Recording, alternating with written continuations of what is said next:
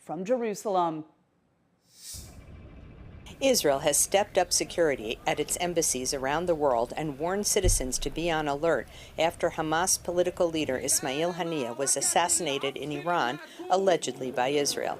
Israeli analysts say the operations against both a senior Hezbollah commander in Beirut and Ismail Haniyeh in Tehran were victories for Israel, but will trigger retaliation. But pay attention to the fact that both sides are trying to find a modus operandi or kind of retaliation or kind of operation that will be strong enough to make a statement but not escalate to a full-scale war. Yadlin says both operations help to rebuild Israel's image as a strong country with intelligence capabilities, an image which was shattered in the Hamas attack on Israel on October 7th. Haniyeh, who was the political leader of Hamas, had been living in Qatar. In April, an Israeli airstrike killed 3 of his sons in Gaza. Palestinians in Gaza say his death will make them more committed to fighting Israel. The Israeli occupation falsely believes that by assassinating leaders of the Palestinian resistance, it will damage the resistance capabilities or its ability to function. We've witnessed the assassination of a number of Palestinian resistance leaders, but the resistance has grown, multiplied, and gained more power to target the Israeli occupation. This is what was happening, and that is what will happen after the assassination of Haniyeh. The assassination comes amid talks for a ceasefire between Israel and Hamas, which could lead to the release of at least some of the 115 hostages still being held in Gaza. Some analysts said the killing of Haniyeh may further weaken Hamas in Gaza. So Hamas in Gaza is slowly losing its relevant capabilities. It will remain in Gaza. It's strong. It can force Gazans not to cooperate with Israel. But as a military organization, slowly, Israel is making it irrelevant. However, he said Hezbollah remains a strong military organization and could present a serious threat to Israel. There was also concern that Iran could respond directly to Israel since Haniyeh was killed in Iran. In April, Iran fired hundreds of missiles directly at Israel, and Iran has used proxies, including the Houthis in Yemen and Hezbollah, to attack the country. Linda Gradstein, VOA News, Jerusalem.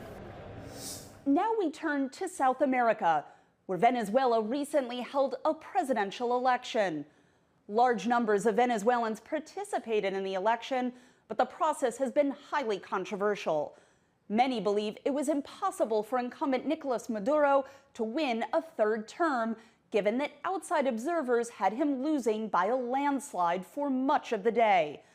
The skepticism led to street protests, and according to hospital officials, there were some fatalities. The international community is now calling for an independent verification of the vote counts.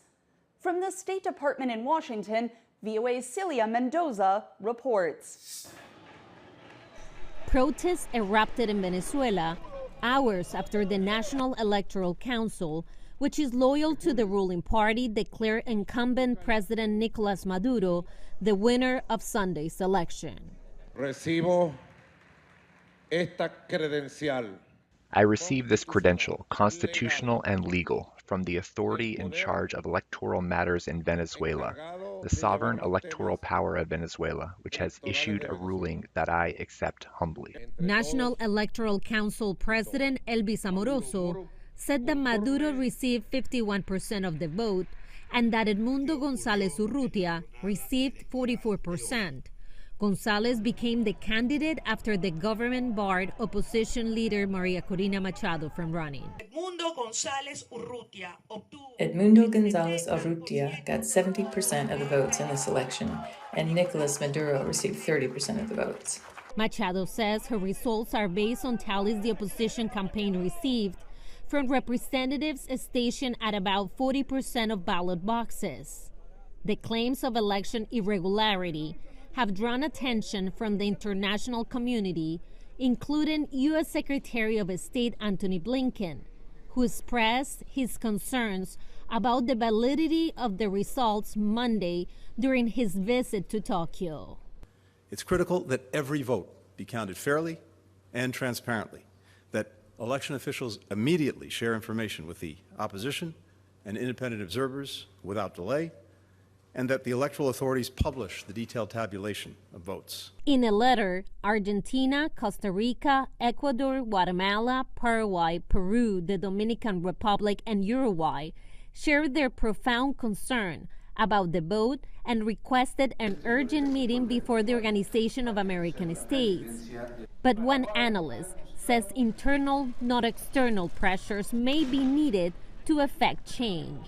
That I think change, if it happens, is going to have to come within Venezuela rather than from abroad. And I don't think this is over just yet. Maduro doesn't rule alone. Both he and key figures in his inner circle know that he's not going to be able to govern a country in flames. On Monday, Venezuelan Attorney General Tarek William Saab accused Machado and other opposition members of attempting to hack of the country's electoral system. No evidence has been provided. I think we're going to see greater and greater repression in the next few days in Venezuela. So far, we've already seen attacks against Maria Corina's campaign and threats against her person in recent months, and I think the government's likely to escalate that. On Monday, Panama's president, José Raúl Mulino, announced a break with Venezuela. El gobierno de Panamá anuncia el retiro del personal diplomático de Venezuela. The Panamanian government announced the withdrawal of diplomatic personnel from Venezuela and the suspension of diplomatic relations until a complete review of the minutes and the computer system of the vote count is carried out. Bolivia, Honduras, China, Cuba, Iran, and Russia have recognized Maduro's victory. But Ramsey notes that other nations in the region are less complacent towards the president. We're seeing governments in Latin America start to recognize that this is not a left-right issue. This is about democracy or dictatorship. Ramsey says the protests in Venezuela now are just a drop in the bucket compared to what's to come. Celia Mendoza, VOA News, State Department. I'm Katherine Gibson. We'll see you next week for the Inside Story.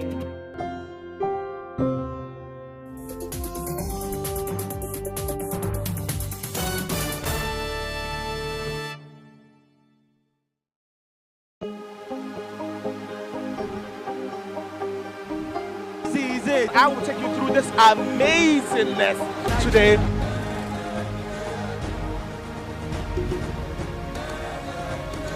Welcome to Plus Trending. I am Buki November, your host, saying thank you for joining us on today's episode. Welcome back. It's tea time on Plus TV Africa. Practice makes perfect. I'm not perfect yet, but I'm a lot better than I used to be. He's a king. He's entitled to marry 100 if he wants to.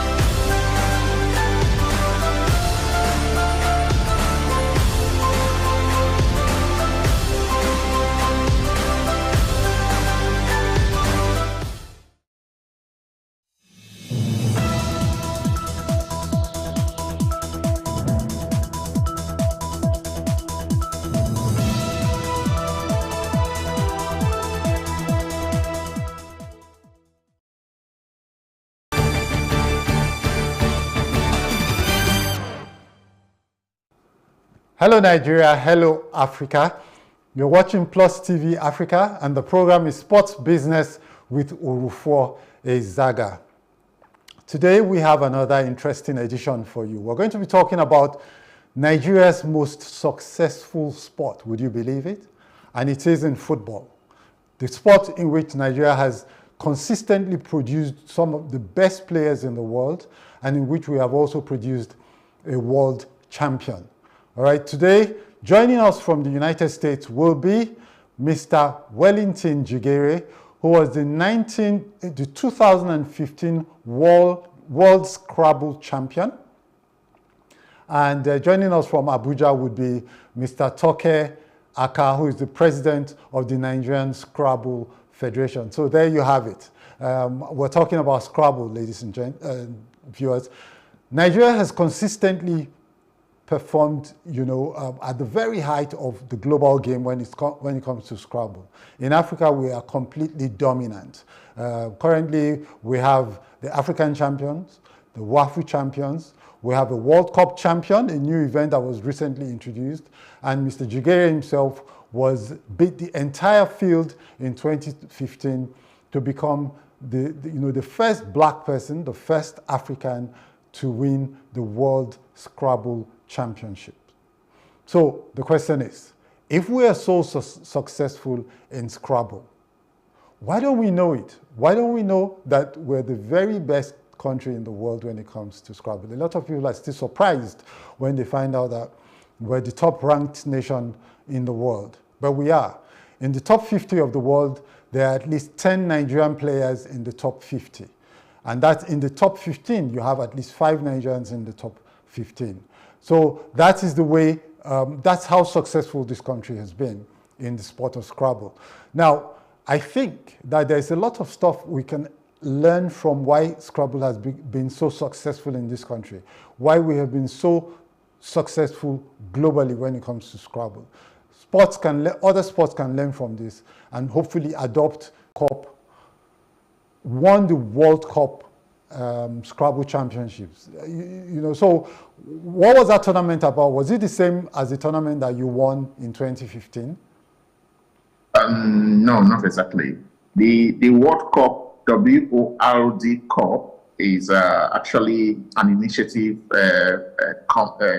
brought about by what we call the Collins Coalition. So you see, in the United States over here, they use what we call the NWL word source, which is their lexicon for adjudicating their tournaments. But then there is also an increasing number of people who would rather play the lexicon that is being used by the rest of the world, which is the Collins Scrabble word list. Okay. So we have a situation whereby there's an increasing number of people who want to play what the rest of the world is playing, and then that is what's birthed what we now know as the Collins Coalition in the United States here. So the Scrabble World Cup is an event that was put together by the Collins Coalition to give a world-class tournament that's where the lexicon to be used in featuring would be the Collins Scrabble words. So that is how the World Cup came about.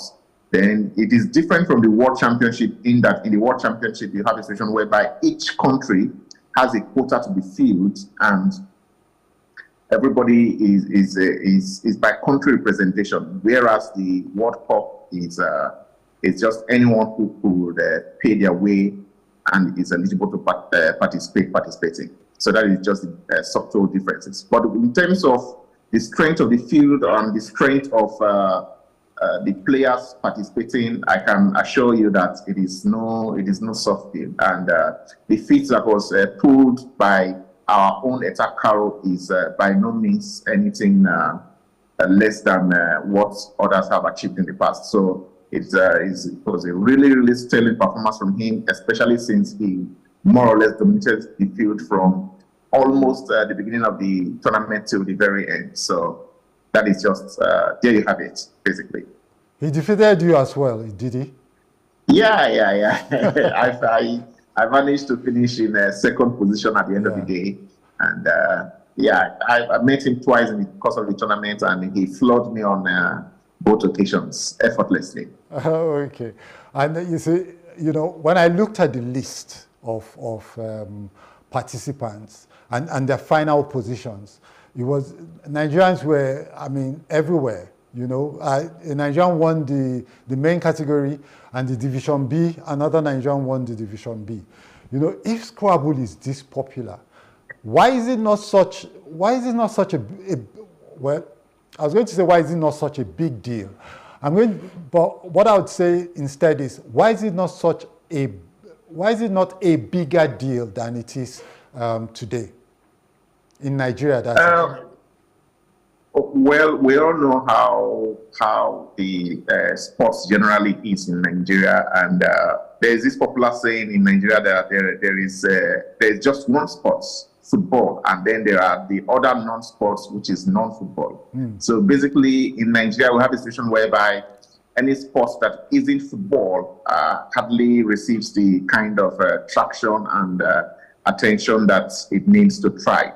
So that is basically one of the major reasons that I think is affecting Scrabble's growth. But then, if you also look at it, Scrabble is a relatively young sport. That is also another critical factor. Okay. In fact, as we speak, there are many who would argue that Scrabble cannot be considered an actual sport. Okay. And they have whatever reasons that they give. But those of us who know enough would tell you that if you talk in terms of the amount of effort and preparation that it takes to do well and maintain consistency at the top level of Scrabble, it is by all means a bona fide sport.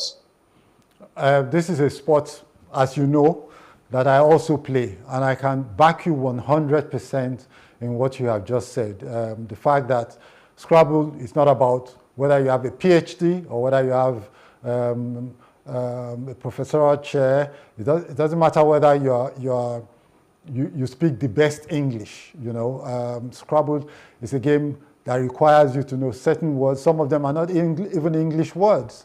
So you need strategy, you need good tactics and all of that. But basically, do you feel like Scrabble is the Nigerian sports industry, for instance, is beginning to wake up? I hear you when you say that people don't take sports seriously in Nigeria, and I totally agree. We still have a lot of room to grow, and we are still a relatively young sport, and hopefully in the years to come we would achieve the necessary level of support that is required to propel a young sport as ours to its zenith. But when it comes to the raw potential of being a national sport, I can assure you that Nigeria has all what it takes. We not only have my crop of players, those around my age grade who have who built on the gains that the past generation garnered, and to get us where we are now. We also have a lot of young stars. Being a top sport with Nigerians, we have consistently excelled in Scrabble. Not just now, from way back, in the early 2000s and even before.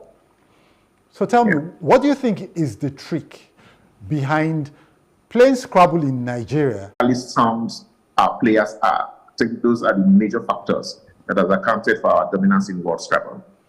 I think that, okay, so because I play a bit of Scrabble, Wellington, is it a bit of Scrabble I play even?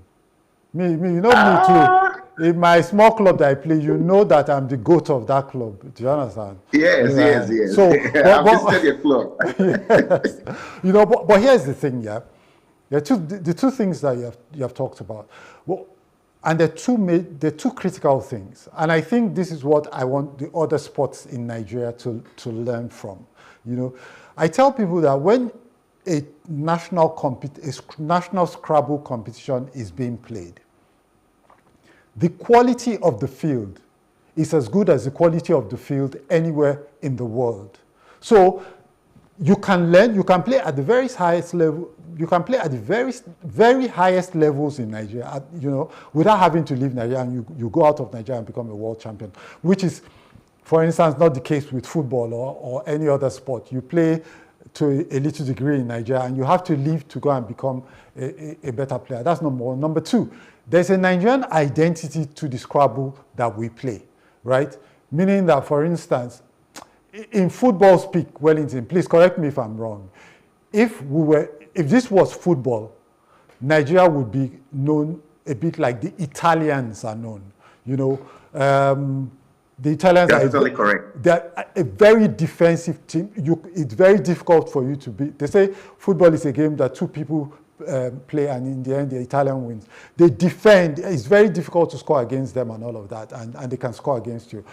And that's what Nigerians do when it comes to Scrabble. We can make it very difficult for you to play, and then in the end, we scrap to like a 2 or 3 point lead victory or something. Wellington, what do you think? Do you think that's true, or you know, there's something else?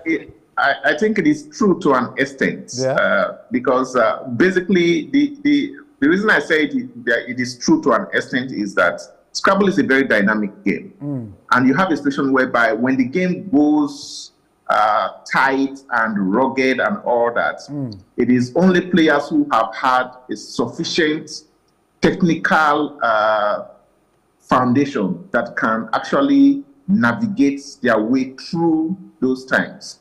Players who can grind. Yes, who can grind through those times. Yeah. So naturally, Nigerians are grinders. We grind to survive, not just to play Scrabble. Yeah. So we have a situation whereby we have more or less every player who played Scrabble from Nigeria has, whether he likes it or not, acquired this ability to grind through these times. But it so happens that at the very top level in the world, you now have to acquire some other characteristics to add to this ability to grind. Yeah. It is these added advantages that, when fused with this grit that comes with grinding, that is what more or less accounts for how we have been able to remain at the top of World Scrabble for so long. The other critical factor is the sheer number of good players that Nigeria have. In most parts of the world, the US, for example, not excluded, you have a situation whereby you have a couple of very good players, as in ex-players who can score excellence if graded on Scrabble. Yeah. Then you have a huge lacuna between that class of very good players, and you now have a lot of average players who play Scrabble for fun, who play Scrabble for relaxation, who see it as a way of vacationing after a long couple of weeks or months of working and all that. But in Nigeria, the case is different. In Nigeria, you have a situation where you have the very good players, a whole lot of them. Then you have like 100 good players who can actually strive with these very good players. Then you now have a whole lot of another category of semi-good players before you now get to the average players, who are a whole lot also. Yeah. So that is where that is the situation where you have in Nigeria. So when we storm an international event, for example, you have a situation whereby any class of Nigeria you meet is going to be a tough match for you. Yeah. You are not going to meet someone at the back tables and then you are going to be hoping that this is going to be an easy victory. You are still going to have to grind through. So that is what some of the characteristics that has made our Scrabble what it is. But when you say Scrabble, Nigerian Scrabble can be given an analogy of the Italian football, I think you are correct. But in the grand scheme of things, in terms of dominance at the very top level in the world, most of the players who have been able to achieve that have been able to, those who have been able to acquire some of these extra bits to add to the game. Okay. So there is there's a trend. I'm not too sure whether I'm right. So you have to speak to that. Of seeing players from Delta State, for instance, excel in Scrabble. You know, we've produced a lot of champions. You are one of them as well. You know, and having grown up in Saple in Delta State, I can tell you that if you go in Sapele, for instance, you find people playing Scrabble, not because of the position they are in their education, not their educational status. People just play it because they love the game. Some are not even good educationally, but academically, sorry. But they're excellent Scrabble players.